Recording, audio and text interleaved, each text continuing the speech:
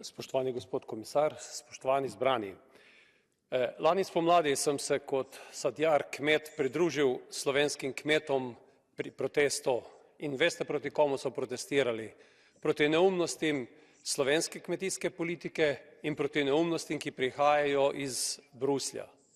Kmetje so sfrustrirani, počutijo se krive in so obtoženi, da so krivi za uničenje narave, da zastrupljajo ljudi, kmalu bodo obtoženi še za to, da so izumrli dinozavri.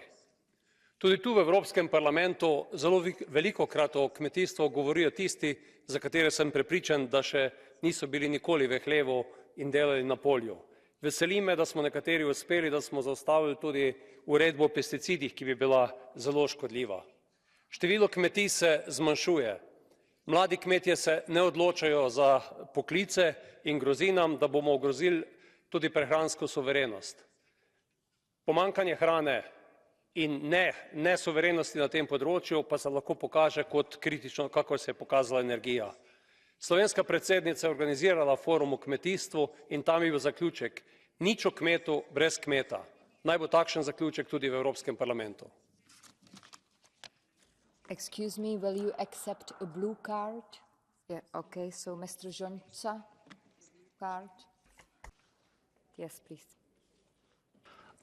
Modra karta. Thank you. Please take the chance.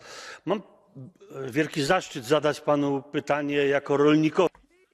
Vprašal bi vas, gospod Bogovič, kot vas kot kmetovalca. Redko je slišati nekega kmeta, ki ima direktno izkušnjo v našem parlamentu. Prosim, odgovorite, kako so evropski kmetovalci informirani o ciljih evropskih kmetovalskih oziroma živilskih politik.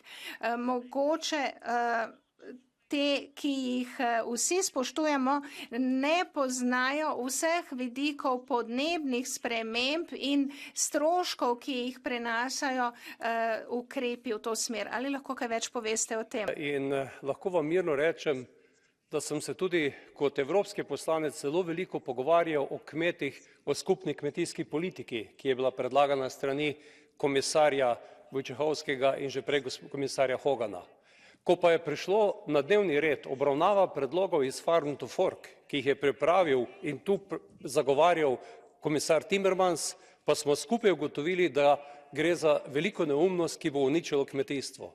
Toda kmetje so seznanjeni s kmetijsko politiko, jo podpirajo in so del sprememb, ki jih tudi Farm to Fork strategija zahteva.